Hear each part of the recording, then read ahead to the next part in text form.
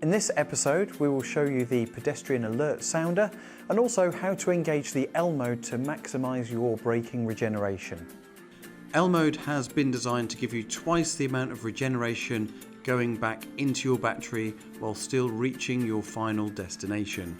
To engage L mode, simply shift the gear lever down to the very bottom as indicated here, and you will still be able to enjoy the same driving experience but with a bit of a twist. One of the other benefits to engaging L mode and the one pedal driving is it can actually reduce the cost of ownership due to less wear and tear on the brake pads and on your brake discs. There are a few differences to your driving style which you will adopt. The key one with a plug-in hybrid vehicle is to anticipate and read the road further ahead. This will mean that you brake less and that your driving will be a much smoother style, therefore making the most of the electric range and also the petrol range within that vehicle. But when you come to decelerate, you can lift off the accelerator pedal, and because the braking regeneration is more intense, what you will notice is that the vehicle slows down at a much quicker rate than a standard vehicle. Therefore, in certain circumstances and when safe to do so, you can slow down without having to use the brake pedal.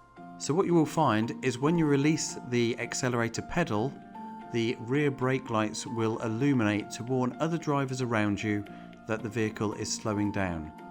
Ford's Pedestrian Alert system works at speeds up to 50 km an hour. From 0 to 20 kilometers, you will hear the same sound, and from 20 kilometers to 50 kilometers, that sound is gradually reduced as the vehicle is increasing in speed.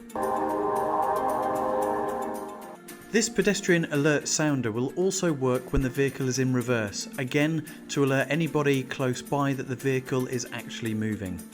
This will become a legal requirement from April 2021, but is available now on all Transit Custom plug-in hybrids and Tourneo Custom plug-in hybrids.